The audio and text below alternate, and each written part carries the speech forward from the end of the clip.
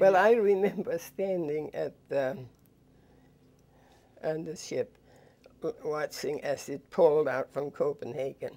And I suppose the tears were running down my face. And a man, he must have been in his 60s about, came over and talked to me and wanted to know if I was traveling alone and where I was going. And I said, well, I had never lived with my parents, but I was going to my parents in Nebraska. Well, he wouldn't know where. I said, well, I don't know. It's west of Omaha. Oh, well, he said, Omaha is a nice big town, he said, but if I knew how far, no, I didn't know how far west of Omaha, but I knew it was.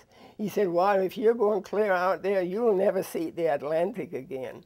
Now, that didn't sit very good. No, I wouldn't even want to travel first class. We, another young kid, a young girl and I, we would sneak up to first class and see what kind of fun they had, because every other evening we had a show, a movie, and every other evening we had a dance. So we had to go up and see how they got along. And said, well, they sat around all dressed up and they didn't have any fun at all. And we knew some of them came down to tourist and had fun with us. They came from first class. They are allowed to do that, whereas we were not allowed to go up there and go in on their entertainment. But they could come there. So no wonder they came down to tourists, because we had a lot more fun than they did up there. I thought, well, maybe we would see something of New York. No, they whisked me from the boat into Grand Central Station, and we ate dinner in Grand Central Station, got on the train, and away we went west.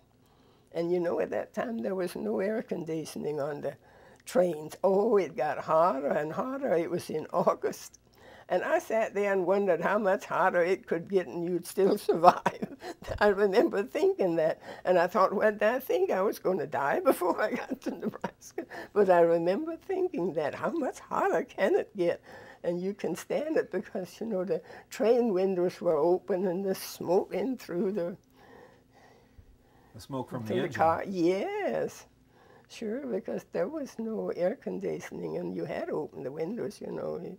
It was so hot in August. And what did you think of Nebraska? Well, not much.